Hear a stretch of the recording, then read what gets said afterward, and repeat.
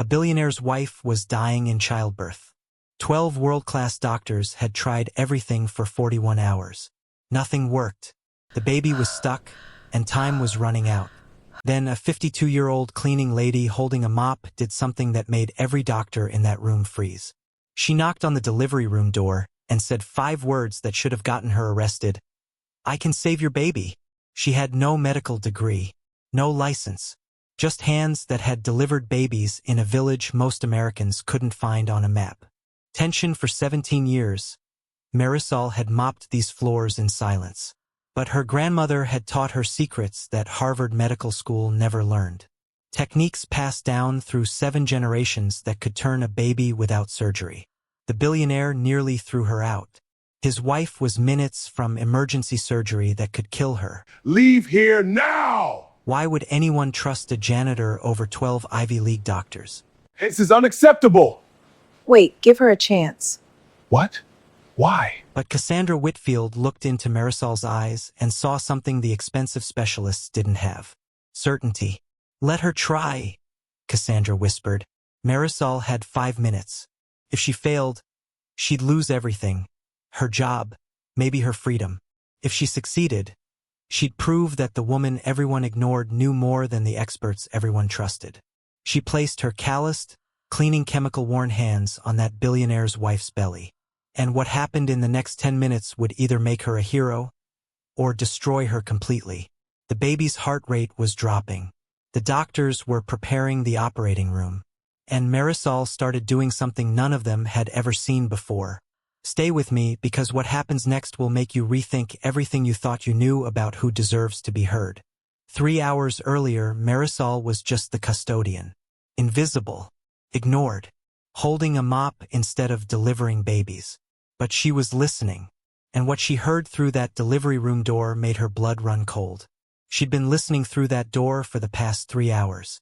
Not because she was nosy, but because something in her bones told her to pay attention.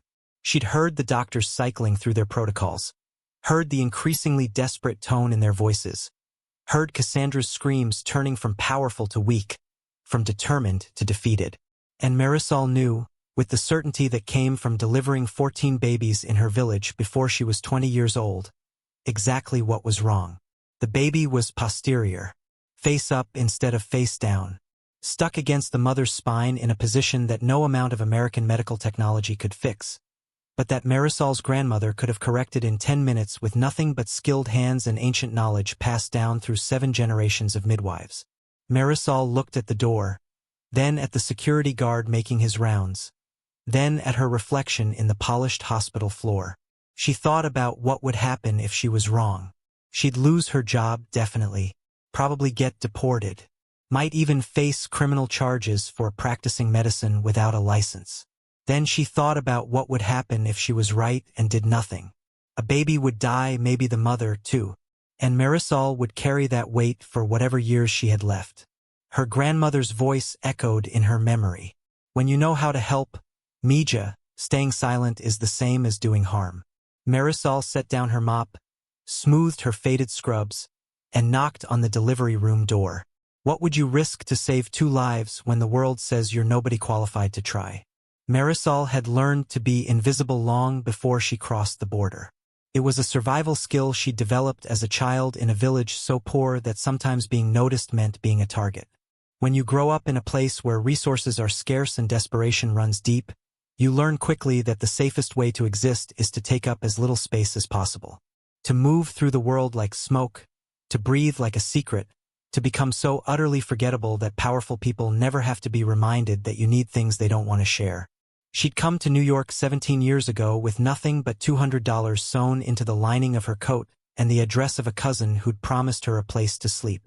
That cousin had moved 2 months before Marisol arrived, leaving no forwarding information, and Marisol had spent her first week in America sleeping in a church basement, eating donated bread, and wondering if she'd made a terrible mistake. The job at Manhattan Memorial had been a miracle, or at least that's what the employment agency called it. Night shift custodian, minimum wage, no benefits, but it was legal work with a real paycheck, and after 6 months they'd even helped her get a work permit. Marisol had been grateful, so grateful that she'd never complained about the bathrooms she scrubbed, the vomit she mopped up, the way doctors and nurses looked through her like she was made of glass. But Marisol carried something those doctors didn't have. She carried the knowledge of 7 generations of Salvadoran midwives, women who'd brought babies into the world with nothing but their hands and their wisdom and their absolute refusal to let mothers die when there was something they could do about it. Her grandmother, Abuela Luz, had been the village's primary birth attendant for 40 years. She'd delivered over 600 babies, lost only 3, and those losses had haunted her until the day she died. If you're already invested in Marisol's story, you're not going to want to miss what happens next. Subscribe now and turn on notifications so you don't miss a single moment of this incredible journey. Abuela Luz had started teaching Marisol when she was just 8 years old. Not because Marisol had asked, but because Luz had looked at her granddaughter one morning and announced, "You have the hands. I can see it. The knowing is in your fingers." Marisol hadn't understood what that meant until her first birth. When she was 12 and her neighbor went into labor at 2 o'clock in the morning, and there was no time to get to the clinic in the next town. Luz had brought Marisol with her, positioned her small hands on the laboring woman's belly, and taught her to feel things that couldn't be seen. The position of the baby, the strength of the contractions, the moment when intervention was needed, and the moment when the only thing required was patience. By the time Marisol was 16, she was attending births on her own. By 18, she'd developed a reputation. Women would request her specifically, would walk for hours just so Marisol could be the one to catch their babies. She'd delivered twins in a rainstorm with nothing but a kerosene lamp for light. She'd turned a breech baby with techniques her grandmother had learned from her grandmother, gentle manipulations that convinced the child to flip without surgery. She'd saved a mother who was hemorrhaging by using herbs and pressure points that American doctors would have dismissed as superstition. And then the violence had come to her village. The gangs that controlled the region had started recruiting young men, killing the ones who refused. Marisol's nephew had been murdered for saying no. Her brother had disappeared. Her sister-in-law had been threatened. And Marisol had made the hardest choice of her life. She'd left behind everything she knew, everyone she loved, and the sacred calling that had defined her existence, to come to a country where her knowledge meant nothing and her experience counted for less than zero. For 17 years, she'd been a custodian. For 17 years, she'd mopped floors and emptied trash and scrubbed toilets, while doctors who didn't know half of what she knew about birth walked past her without a glance.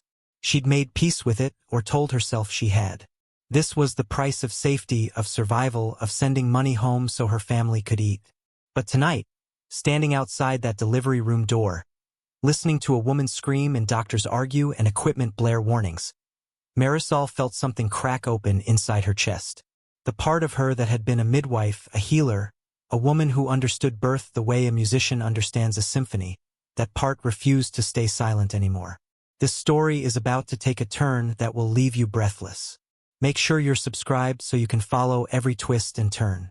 Hit that subscribe button now. The Whitfield baby had been the talk of the hospital for months. Preston Whitfield was one of those tech billionaires whose name appeared in headlines with words like visionary and disruptor and genius. He'd built a social media empire from his dorm room, sold it for $18 billion, and used that money to launch a dozen other companies that were collectively worth more than some small countries. His wife, Cassandra, was a former fashion model turned philanthropist, the kind of woman who appeared in Vogue wearing couture to charity galas.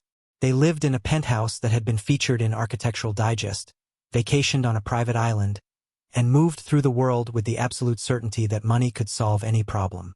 The pregnancy had been difficult from the start.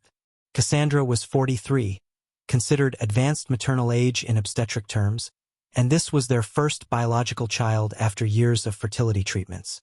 They'd hired the best doctors, followed every protocol, spared no expense. The nursery in their penthouse had been designed by a celebrity interior designer and stocked with organic, handcrafted furniture that cost more than Marisol's annual salary.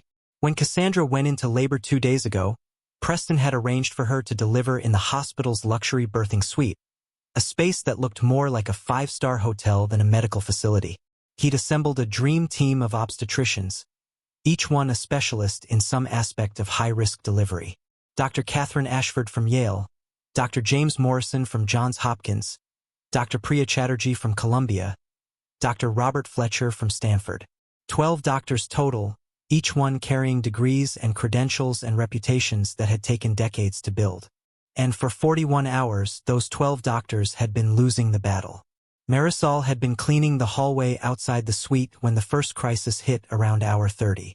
She'd heard the sudden rush of voices, the urgent beeping of monitors, the sound of running feet. A nurse had burst through the door, nearly knocking over Marisol's cleaning cart, shouting for an anesthesiologist. Marisol had pressed herself against the wall, invisible as always, and watched the chaos unfold. Over the next 11 hours, she'd pieced together what was happening through overheard conversations and the increasingly desperate expressions on the faces of medical staff coming and going. The baby was stuck. Every time Cassandra pushed, the baby's heart rate dropped dangerously low.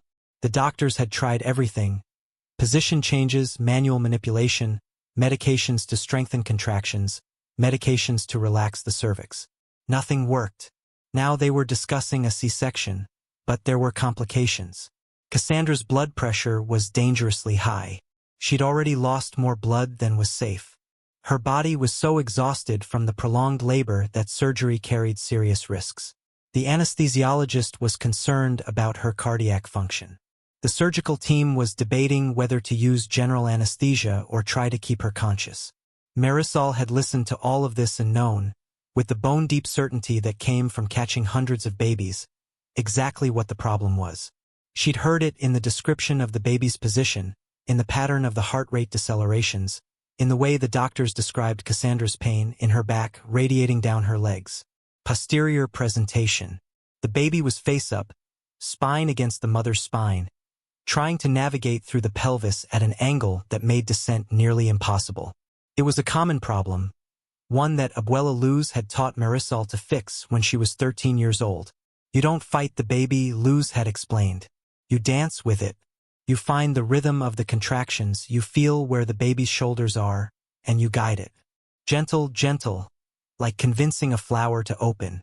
Force will make things worse. Patience and skilled hands will make things right.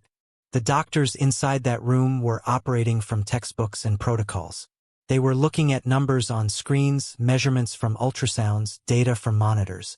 But they couldn't feel what Marisol would have felt if she'd been allowed to put her hands on Cassandra's belly. They couldn't sense the exact position of the baby's body, couldn't feel the subtle shifts that indicated when the baby was ready to turn, couldn't communicate with their hands what their machines were missing. And the baby was running out of time. Marisol knocked on the delivery room door. It was a tentative knock, not the confident rap of someone who belonged there, but the hesitant tap of someone who knew they were crossing a line they weren't supposed to cross. The door opened a crack. A nurse appeared, her face exhausted and stressed. "What? I'm sorry to bother you," Marisol said in her careful English, the accent she'd never quite been able to smooth out, making her words precise and measured. "But I hear the baby is stuck. I might can help." The nurse blinked. "You're the custodian." "Yes, but in my country I was a midwife. I delivered many babies, many difficult births. I think I know what is wrong." The nurse's expression shifted from exhausted to annoyed. "Ma'am, we have 12 of the best obstetricians in the country in there. If they can't figure it out, I don't think." "The baby is posterior," Marisol interrupted. She knew she was being bold, knew she was risking everything, but the memory of her grandmother's voice was louder than her fear. "Face up, yes? The head is pressing on the mother's spine. This is why she has so much pain in her back. This is why the baby cannot come down." The nurse started to close the door. "Thank you for your concern, but I can turn the baby," Marisol said urgently. "With my hands from outside. No surgery needed. 10, maybe 15 minutes. I have done this many times. Ma'am, you need to step back and let us do our jobs." The door closed in Marisol's face. She stood there for a long moment, staring at the smooth wood, feeling the weight of her insignificance press down on her shoulders. Of course, they hadn't listened. Why would they? She was nobody. Custodian. An immigrant with an accent and faded scrubs. Her knowledge didn't come with a diploma from an Ivy League university. Her experience hadn't been validated by the American medical system. She was invisible, and invisible people don't get to save lives. Marisol picked up her mop and started to walk away. She'd tried. She'd spoken up. That was more than she usually did. She could go back to being invisible now, go back to cleaning floors and staying silent and accepting her place in the world. Then she heard it. Through the closed door, she heard Cassandra Whitfield scream. Not the productive screams of active labor, but the desperate, terrified screams of a woman who'd been pushed past her limits. And under those screams, she heard Dr. Ashford's voice, tight with controlled panic. "We're losing fetal heart tones. We need to move to emergency C-section now." Marisol stopped walking. What happens in the next 60 seconds will change everything. If you're not subscribed, you're about to miss the most intense moment of this entire story. Subscribe now. Marisol turned around and knocked on the door again. Harder this time. Louder. The kind of knock that demanded attention. The same nurse opened the door, her face now genuinely angry. "Ma'am, I'm going to have to call security if you don't." "Let me try," Marisol said, and her voice was different now. Not hesitant, not apologetic. It was the voice of a woman who delivered 14 babies before she was 20. Who'd saved mothers and children with nothing but her hands and her knowledge and her absolute conviction that she knew what she was doing. 5 minutes. That is all I ask. If I cannot help, then do your surgery. But if I can save this mother from being cut open, if I can save this baby from the risks of surgery, is 5 minutes not worth it? The nurse was about to refuse. Marisol could see it in her face. But then Dr. Ashford appeared behind her. And something in the doctor's expression made Marisol's heart jump. It wasn't anger. It was desperation. "What did she say?" Dr. Ashford asked. "She thinks the baby is posterior and she can turn it manually," the nurse said, her tone making it clear what she thought of that idea. Dr. Ashford looked at Marisol for a long moment. "You're the custodian." "Yes, but in El Salvador I was a midwife. I delivered many babies. Many difficult presentations. Do you have any medical credentials? Any formal training?" "I trained with my grandmother for 10 years. She delivered over 600 babies. I delivered more than 100 myself before I came to America." Dr. Ashford's jaw tightened. Marisol could see the calculation happening behind her eyes. On one hand, this was absurd. You don't let a custodian with no American medical credentials touch a patient, especially not a billionaire's wife in the middle of a complicated delivery. On the other hand, they were out of options. The C-section carried serious risks. And there was something in this woman's eyes, something calm and certain and utterly confident, that spoke to a part of Dr. Ashford that still remembered why she'd become a doctor in the first place. "Dr. Ashford," the nurse said, "you can't be seriously considering. How would you do it?" Dr. Ashford interrupted, her eyes still on Marisol. "I put my hands on the mother's belly," Marisol explained. "I feel where the baby's head is, where the shoulders are. Between contractions, when the uterus is soft, I apply gentle pressure to guide the baby to rotate. It does not hurt. The mother will feel my hands, but it is not painful. If the baby is ready to turn, it will turn. If not, I will know in 5 minutes and you can do your surgery." "And if something goes wrong?" Dr. Ashford asked. "Nothing will go wrong," Marisol said simply. "I have done this many, many times. I know what I am doing." There was a commotion behind Dr. Ashford. Preston Whitfield appeared, his designer suit rumpled, his face haggard. "What's going on? Why are we standing here talking? My wife needs surgery now." Dr. Ashford turned to him. "Mr. Whitfield, this woman believes she can turn your baby without surgery." Preston stared at Marisol like she'd just appeared out of thin air. "Who is she?" "I'm a custodian here," Marisol said. "But I used to be a midwife." "A custodian?" Preston's voice dripped with disbelief.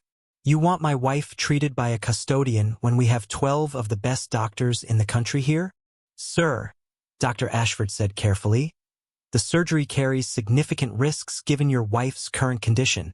If there's a chance to avoid it." "No," Preston said flatly. "Absolutely not. We're doing the surgery." I don't care about the risks. I want actual doctors treating my wife, not some. He stopped himself, but everyone knew what word he'd almost said. Marisol felt the familiar weight of invisibility settling back over her shoulders. She'd tried. She'd spoken up. She'd offered her knowledge. And like always, it wasn't enough. The rich man had spoken, and the rich man's word was final. Then another voice cut through the tension. Weak, hoarse, but determined. Let her try. Everyone turned. Cassandra Whitfield was partially visible through the doorway, propped up on pillows, her face pale and drawn, her hair matted with sweat. But her eyes were clear and focused on Marisol. Cassandra, you don't understand. Preston started. I understand that I've been in labor for almost 2 days. Cassandra interrupted. I understand that every intervention these doctors have tried has failed. I understand that surgery right now could kill me. And I understand that this woman looks me in the eye like she actually knows what she's talking about. She focused on Marisol. You really think you can turn my baby? Yes, Marisol said.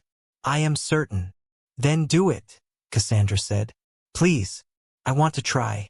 This is it. The moment everything changes. Marisol is about to do something that will either make her a hero or destroy her life completely. The delivery room fell silent. Preston looked at his wife, at the doctors, at Marisol, and then back at his wife. For a moment, Marisol thought he would refuse, would use his wealth and power to override even his wife's wishes. Then something shifted in his face. Maybe it was exhaustion.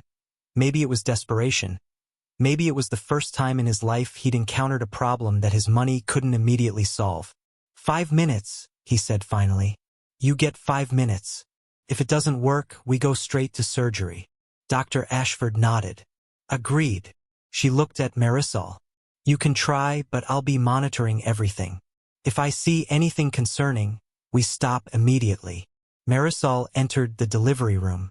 It was enormous, more like a luxury hotel suite than a medical space. There was a birthing tub in one corner, a massage chair, mood lighting that could be adjusted for different stages of labor. The medical equipment was state-of-the-art, machines that could monitor every possible metric of maternal and fetal health. And in the center of all this expensive technology was Cassandra Whitfield, a woman in pain, a mother trying desperately to bring her baby into the world. Marisol approached the bed slowly, her hands already sensing what they would need to do. She could see the shape of Cassandra's belly, could read the position of the baby in the way the abdomen was carrying, slightly lopsided, with a hard spot on the left side that indicated where the baby's back was. I am going to put my hands on you now, Marisol said gently in her accented English. I will not hurt you. I am just feeling where your baby is. Cassandra nodded, too exhausted to speak. Marisol placed her hands on Cassandra's belly. Her hands were rough from 17 years of cleaning, calloused and work-worn, nothing like the smooth, gloved hands of the doctors who'd been examining Cassandra. But the moment her palms made contact with Cassandra's skin, something happened. Marisol's grandmother had called it the knowing.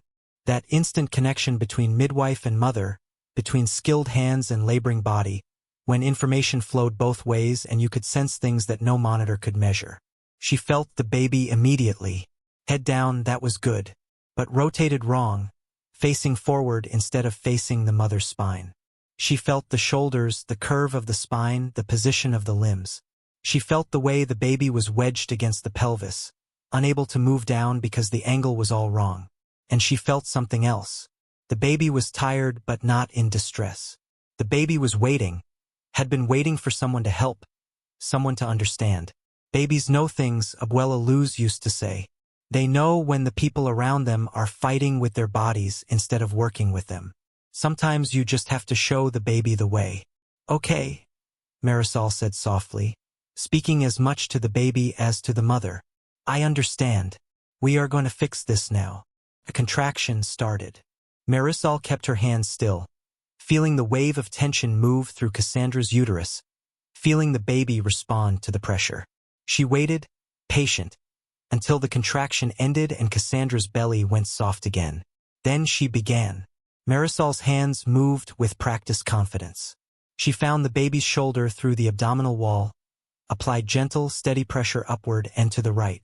Not forcing, not pushing hard, just suggesting. Guiding. Having a conversation with the baby through touch and pressure and that mysterious knowing that connected midwife to child. "Come on, little one," she murmured in Spanish. "Just a little turn. That's all. Just show me you can move."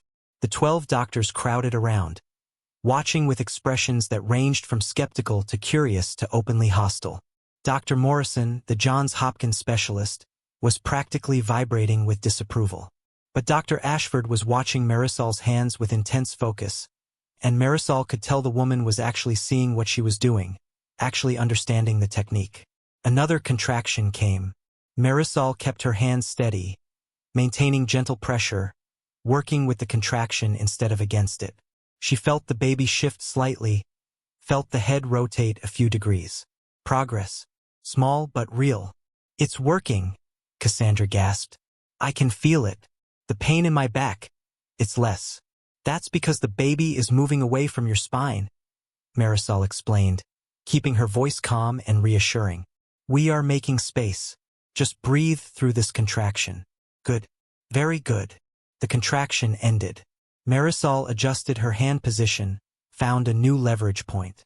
This time, she applied pressure in a slightly different direction, encouraging the baby to continue the rotation.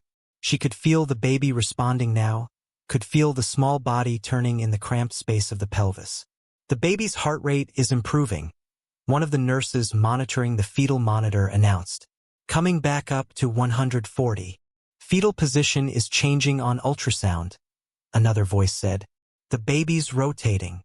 Preston Whitfield moved closer, his face a mixture of disbelief and desperate hope. "Is it really working?" "Yes," Marisol said simply. "Your baby is turning. Just a little more now." She worked in silence, her hands reading signals that none of the expensive equipment in the room could detect. She felt the moment when the baby's head slipped past a tight spot in the pelvis. Felt the shoulders realign. Felt the entire body shift into the correct position. Face down now, chin tucked, ready to descend. "There," Marisol said, pulling her hands back. "It is done. The baby is in the right position now. Next contraction, you push and this baby will come." Dr. Ashford quickly did an internal examination. Her eyes went wide. Full dilation. Baby's head is at +2 station. Presentation is now occiput anterior. She looked up at Marisol with something like awe. "You did it. You actually did it." Contraction hit. This one was different. Cassandra's body, which had been fighting for 41 hours, suddenly knew exactly what to do.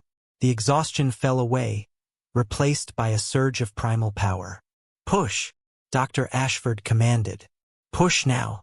Cassandra pushed, and this time the baby descended. Moved down through the birth canal the way babies are supposed to move when everything is aligned correctly. Another push. Another foot of progress. The room erupted in controlled excitement, doctors and nurses positioning themselves, preparing to catch this baby that they'd all thought would need to be surgically removed. "I can see the head," Dr. Ashford called out. "One more push, Cassandra. One more and your baby's here." Cassandra screamed and pushed with everything she had left. And then suddenly, impossibly, after 42 hours of labor, after 12 doctors had run out of options, after a billionaire had nearly lost everything that mattered, a baby slid into Dr. Ashford's waiting hands. The cry was immediate, loud, indignant, perfect. "It's a boy," Dr. Ashford said, her voice thick with emotion. "You have a healthy baby boy." The baby was perfect. 10 fingers, 10 toes, good color, strong cry. Dr. Ashford placed him on Cassandra's chest, and the room full of people who'd witnessed the impossible erupted in cheers and tears and relieved laughter. Preston collapsed into a chair, his face in his hands, sobbing. Cassandra was crying too, holding her son, kissing his vernix-covered head, whispering words of love and relief and gratitude. And Marisol stood at the edge of the room, her worn hands at her sides, tears streaming down her face. She'd done it. After 17 years of being invisible, 17 years of cleaning floors while carrying the knowledge of generations, 17 years of silence, She'd finally used her gift again. She'd saved a mother and child. She'd been a midwife again. Dr. Ashford walked over to her. The doctor's eyes were red, her professional composure shattered by what she'd just witnessed. "That was extraordinary," she said quietly. "I've been practicing obstetrics for 23 years, and I've never seen anything like that. Where did you learn to do that?"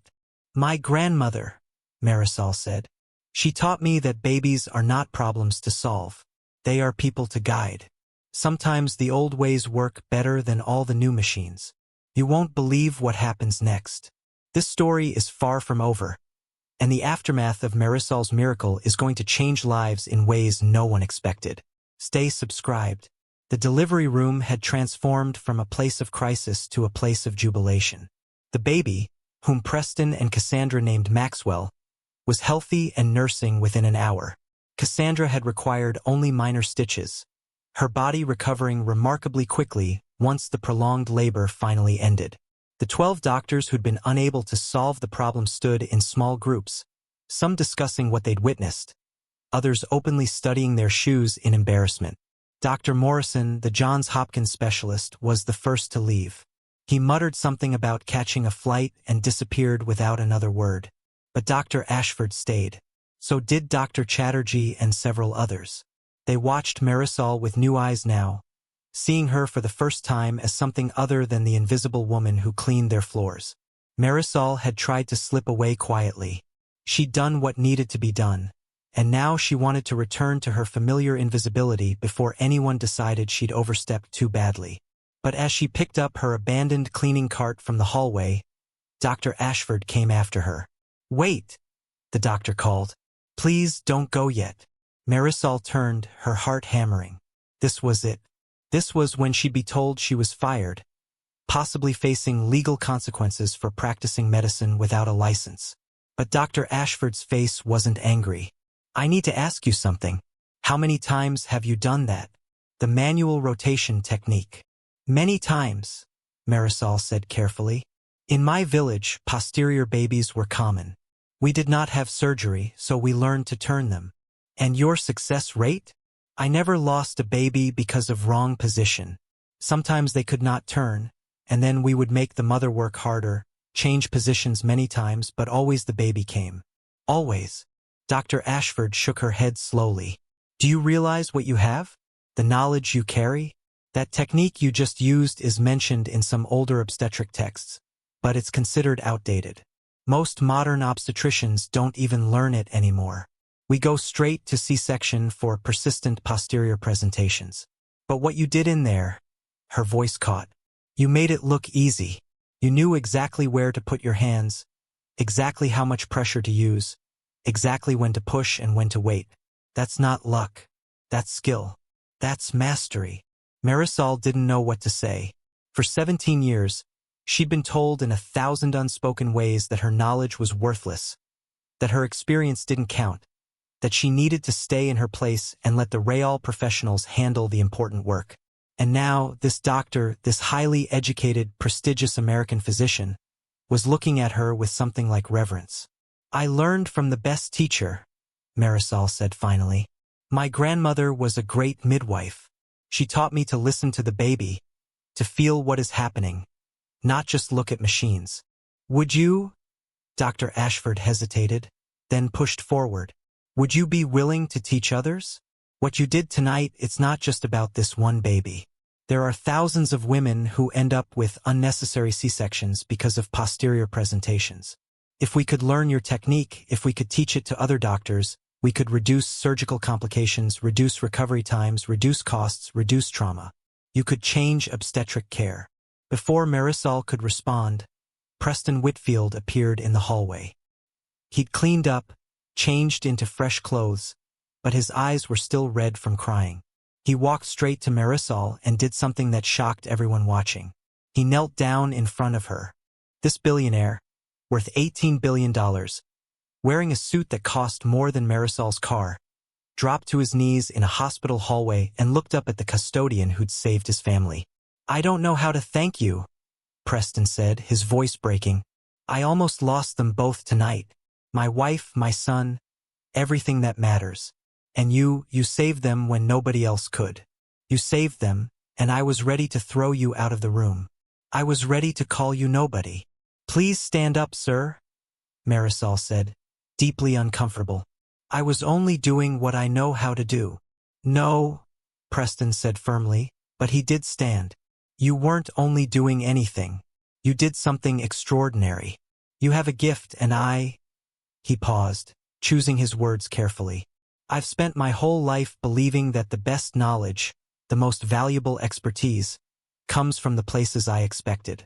The best universities, the most prestigious institutions, the people with the right credentials. And I was wrong. I was so wrong. He pulled out his phone. What's your full name? Marisol. Marisol Vasquez. Preston typed something. Then he showed her the screen. It was a bank transfer. To her account. For $100,000. Marisol's knees nearly gave out.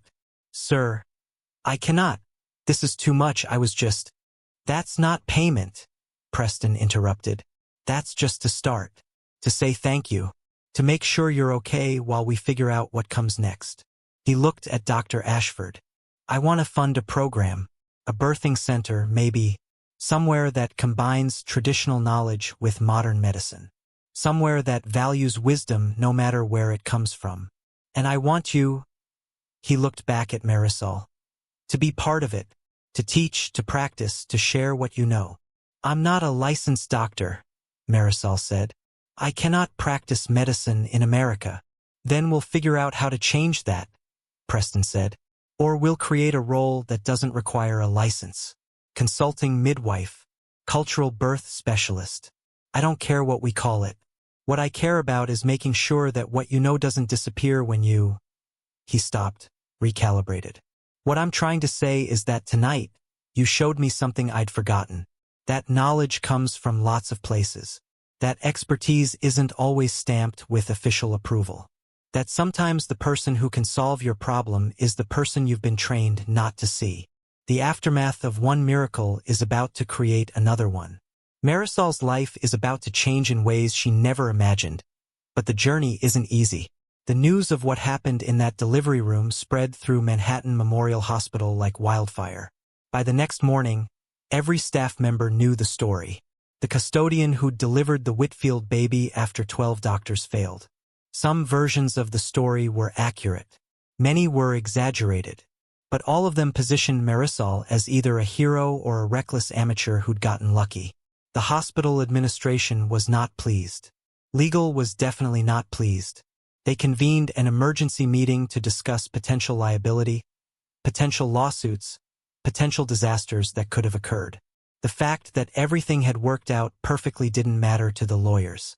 What mattered was that a non-credentialed employee had performed a medical intervention without authorization. Marisol was called to the administrator's office at the end of her shift. She went expecting to be fired, possibly arrested. She'd spent the entire night rehearsing what she would say, how she would explain, whether she should just accept her punishment in silence or try to defend herself. But when she walked into the conference room, she found not just administrators, but Dr. Ashford, Dr. Chatterjee, Preston Whitfield, and a team of lawyers who turned out to be his, not the hospital's. Ms. Vasquez, the hospital administrator, began. His name was Richard Sterling, and he looked like he hadn't slept. What happened last night was highly irregular. Yes, sir, Marisol said quietly. I know. I am sorry if I caused problems. Sorry, Preston Whitfield interrupted. She saved my wife and child, and she's apologizing? Mr. Whitfield, Sterling said carefully. We appreciate what Ms. Vasquez did. But there are protocols, procedures, liability issues. Then change the protocols, Preston said flatly. I'm prepared to make a significant donation to this hospital. Let's say $10 million to start. But it comes with conditions. 1. Ms. Vasquez keeps her job, no questions asked. 2. You create a formal position for traditional birth attendants to work alongside your obstetricians. 3. You develop a training program so your doctors can learn from people like Ms. Vasquez instead of dismissing their knowledge. The room fell silent. $10 million was more than the hospital's entire obstetrics department budget for a year. Sterling cleared his throat. Mr. Whitfield, we would need to consult with the medical board. I've already spoken to my lawyers, Preston interrupted. They tell me there are plenty of legal frameworks for integrating traditional practitioners into hospital settings. Doulas, lactation consultants, cultural birth workers. We just need to create the right structure. He looked at Marisol. What do you want? If you could design your ideal role here, what would it look like? Marisol hadn't expected the question. She'd spent so long being told what her place was that being asked what she wanted felt like speaking a foreign language. She started, then stopped, then tried again. I want to help mothers. I want to teach doctors the old ways that work. I want to make sure that women who have hard births, they get the help they need, all kinds of help, not just surgery. She took a breath. I want my grandmother's knowledge to matter. I want it to be respected. Dr. Ashford leaned forward. What if we created a pilot program? Traditional Birth Wisdom Integration Initiative or something like that. Ms. Vasquez works with our high-risk obstetrics team, not as a doctor, but as a consultant. She teaches us her techniques. We document what works, we study the outcomes, we create a model that other hospitals could adopt. Would you need to be in the delivery room for that? Sterling asked nervously. Sometimes, Dr. Ashford said, under my supervision with my medical license on the line. I take full responsibility. But yes, sometimes traditional techniques require hands-on demonstration. I'm not sure the medical board. The medical board, Preston said icily, will do whatever is necessary to avoid the headline. Hospital fires woman who saved billionaire's baby. I can make sure that headline runs in every major paper in the country if that's what it takes. He wasn't smiling. He meant every word. Sterling looked at Marisol, at the billionaire, at his own legal team. The calculation was obvious. Fight this and face a public relations nightmare plus lose a major donation. Or find a way to make it work. Let me consult with our board, Sterling said finally. We'll need to structure this carefully, but... He looked at Marisol, and for the first time, she saw respect in his eyes. I think we can find a way. Marisol's quiet revolution is just beginning. The fight to validate traditional knowledge in a modern medical system isn't going to be easy, but what happens next will inspire you. Stay subscribed. The next 6 months transformed Marisol's life in ways she'd never imagined. Preston Whitfield's donation went through, and with it came the creation of the Traditional Birth Wisdom Center, housed in a newly renovated wing of Manhattan Memorial Hospital. The center was designed to be a bridge between ancient practices and modern medicine, a place where doctors could learn from traditional birth attendants, and where laboring women could choose the kind of care that felt right to them. Marisol became the center's first cultural birth specialist, a title that had been invented specifically for her. Her official role was to consult on difficult deliveries, to teach traditional techniques to medical students and residents, and to provide culturally informed care to the hospital's diverse patient population. The doctors' reactions varied. Some, like Dr. Ashford, embraced the program enthusiastically. They attended Marisol's workshops, watched her demonstrate techniques, asked hundreds of questions about the physiological basis for traditional practices.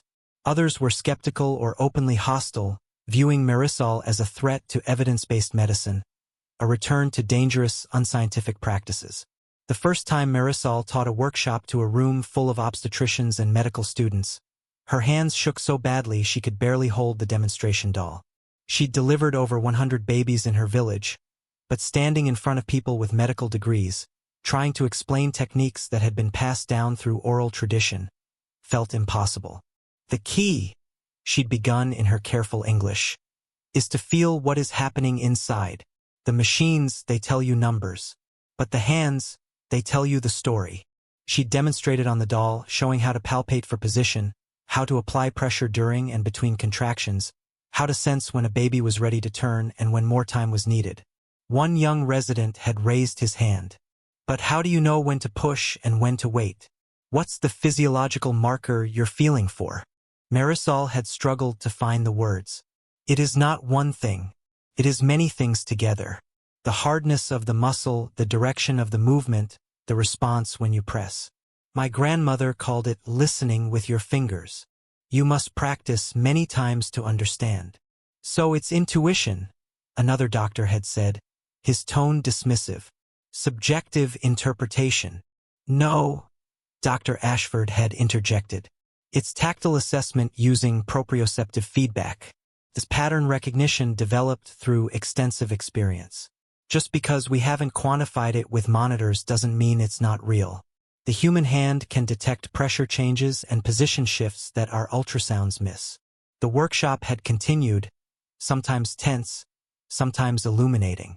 By the end, several doctors had asked Marisol if they could observe her working with actual patients. A few had thanked her for sharing knowledge they'd never encountered in medical school. And slowly, word spread. Women started requesting Marisol specifically. Women who'd had traumatic previous births. Women from immigrant communities who felt more comfortable with someone who understood their cultural practices. Women who simply wanted an alternative to the highly medicalized births they'd experienced before. Marisol worked under Dr. Ashford's supervision, always careful to stay within legal boundaries, always deferring to the doctor's final authority. But her success rate was undeniable. Over those 6 months, she consulted on 34 difficult deliveries. 31 of them ended with spontaneous vaginal births that the doctors had been preparing to do surgically. The other 3 did require C-sections, but Marisol had been the one to recognize when traditional techniques weren't working and surgery was necessary. The data was compelling enough that the hospital's medical board officially approved the program. Other hospitals started calling, asking about the model, wanting to create similar initiatives. Medical journals requested articles about the integration of traditional and modern obstetric practices. One evening, about 8 months after the night that changed everything, Marisol was leaving the hospital when she saw a familiar figure in the parking lot. Preston Whitfield was getting out of his car, and he had Maxwell with him. The baby, now 8 months old, was chubby and healthy, with his mother's eyes and his father's determined expression. "Marisol," Preston called out. "I was hoping I'd run into you. We're here for Maxwell's checkup, and Cassandra wanted me to give you something." He handed her an envelope.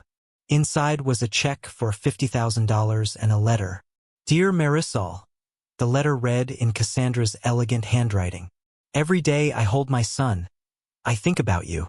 I think about how close I came to losing him, and how you refused to let that happen.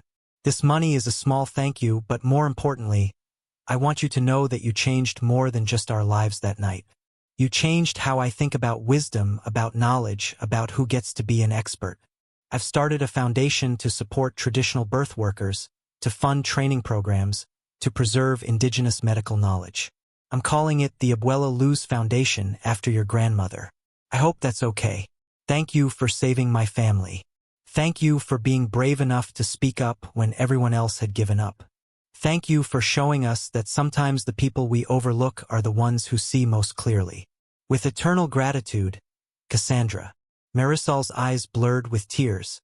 She looked at baby Maxwell, this perfect child who shouldn't have survived, and felt the weight of her grandmother's legacy settling onto her shoulders.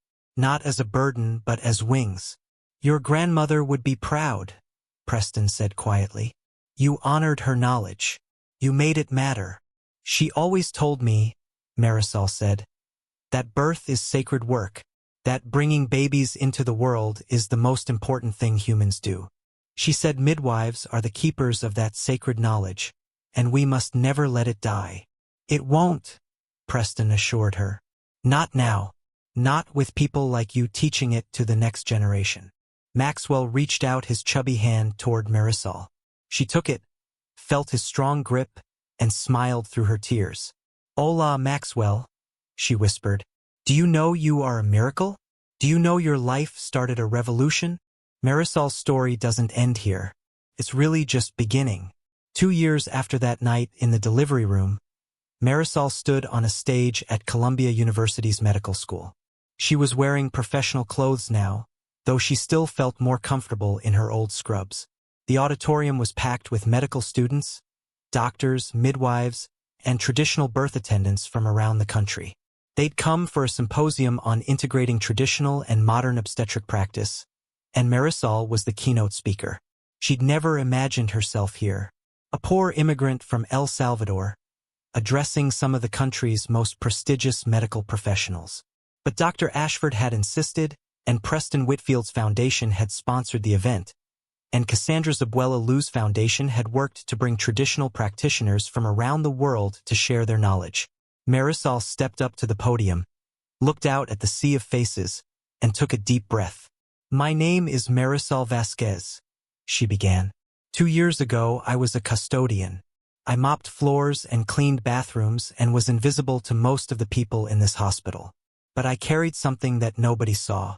I carried the knowledge of 7 generations of midwives, taught to me by my grandmother Luz Vasquez, who delivered over 600 babies with nothing but her hands and her wisdom and her love.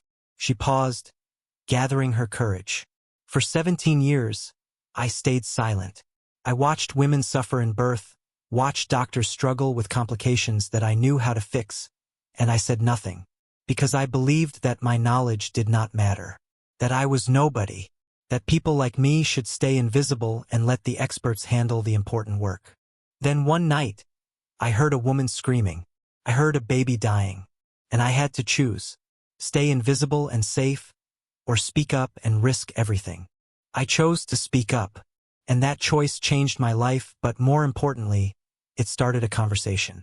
A conversation about whose knowledge matters, about where expertise comes from, about the wisdom we lose when we decide that only certain people with certain credentials from certain places get to be experts. Marisol's voice grew stronger. The knowledge my grandmother taught me is not superstition. It is science, learned through generations of careful observation, passed down through oral tradition because our people did not have access to books and schools. It is real, it is valuable, and it saves lives. But it is not the only knowledge that matters. Modern medicine saves lives, too. Technology and research and evidence-based practice are powerful tools. The question is not which knowledge is better. The question is, how do we bring them together? How do we create a healthcare system that values all forms of expertise? How do we make sure that the next time a woman is struggling in labor, we have every tool available, traditional and modern, to help her?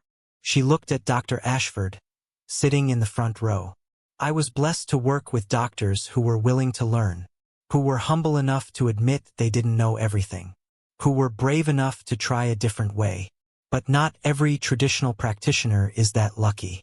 All over this country, all over the world, there are women like my grandmother, carrying knowledge that could save lives, and nobody is listening to them. This symposium is a start. The programs we are building are a start. But it is only a start. We need more hospitals willing to open their doors. We need more doctors willing to learn. We need more respect for traditional knowledge, more funding for programs that preserve it, more recognition that wisdom comes from many sources. Marisol's eyes swept the audience. My grandmother used to say that birth belongs to women, not to doctors, not to hospitals, not to any institution. Birth belongs to the mother and the baby and the sacred mystery of bringing new life into the world.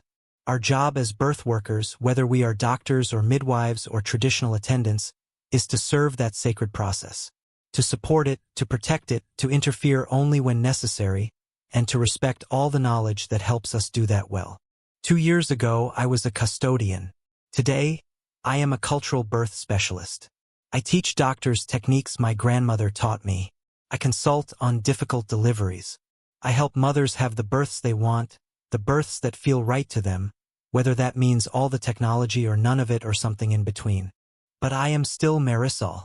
I am still the daughter of immigrants. I am still a woman who grew up poor in El Salvador.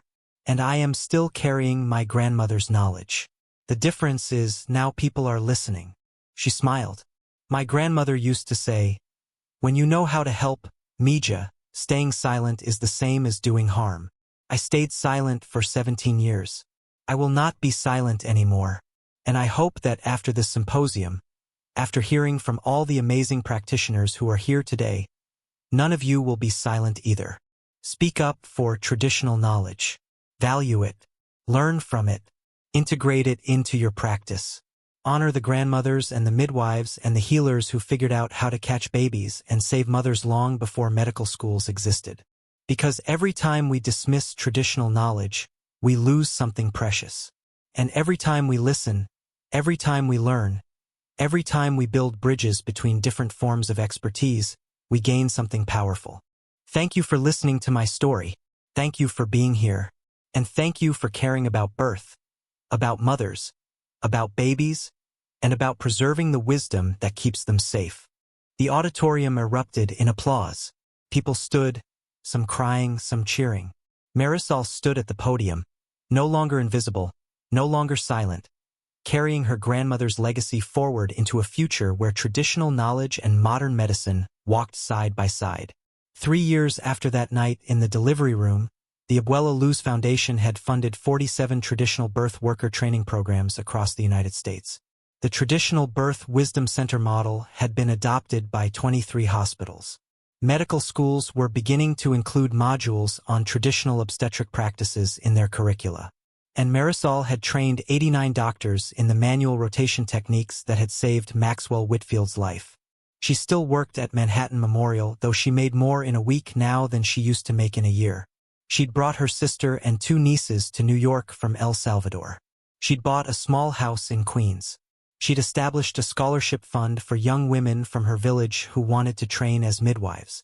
But her favorite part of her work was still the simplest: being in the delivery room, putting her hands on a laboring mother's belly, feeling the baby move, whispering encouragement in Spanish or English or whatever language the mother understood, catching babies, the way her grandmother had taught her, with reverence and joy and that sacred knowing that passed from one pair of hands to the next. One afternoon, Marisol was leaving the hospital when a young woman approached her. She looked about 25 with kind eyes and nervous energy. "Are you Marisol Vasquez?" the woman asked. "Yes, I am. I'm starting medical school next month. At Columbia. I'm going to specialize in obstetrics. And she paused, gathering courage. "I just wanted to say thank you. I read about what you did, about how you saved that baby when the doctors couldn't. And it made me realize that I want to be the kind of doctor who listens, who learns, who respects all forms of knowledge. Because of you, I'm going to medical school to become a bridge between the old ways and the new ways. So, thank you." Marisol felt tears prickle her eyes. This was what she'd hoped for. Not just to save one baby, but to change how an entire generation of doctors thought about birth, about knowledge, about who gets to be an expert. "What is your name?" Marisol asked. "Luz," the young woman said. "My name is Luz. My grandmother named me. She was a midwife in Mexico." Marisol smiled through her tears. "Then you carry a sacred name. Luz means light. Your grandmother knew what she was doing when she gave you that name. She was telling you to be a light for others. I hope I can be," Luz said, "the way you were." "You will be," Marisol assured her. "And when you graduate, when you become a doctor, come find me. I will teach you everything my grandmother taught me. And you will teach the next generation. That is how knowledge stays alive. We pass it forward, one pair of hands to the next, one light to the next." The young woman hugged her, thanked her again, and walked away. Marisol watched her go. This Luz who would carry light into the medical world, who would honor the old ways while embracing the new, who proved that Marisol's grandmother's knowledge would not die with her. She looked up at the evening sky over New York City, the same sky her grandmother had looked up at in El Salvador, the same stars that had witnessed 7 generations of births and deaths and the endless cycle of life. "I did it, Abuela," Marisol whispered. "I kept the knowledge alive. I made it matter." Somewhere, in whatever place grandmothers go when they leave this world, Marisol believed that Abuela Luz was smiling.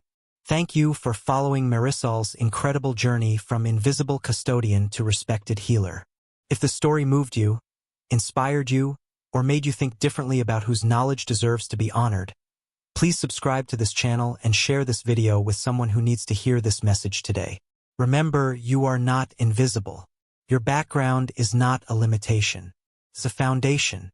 And the knowledge you carry, the wisdom your family gave you, the perspective that comes from your unique experience, the world needs all of it. Until next time, stay blessed, stay bold, and never stop believing that one person can change everything. Subscribe now and turn on notifications so you never miss another story like this one. And leave a comment telling us, what wisdom did your grandmother teach you that the world needs to hear?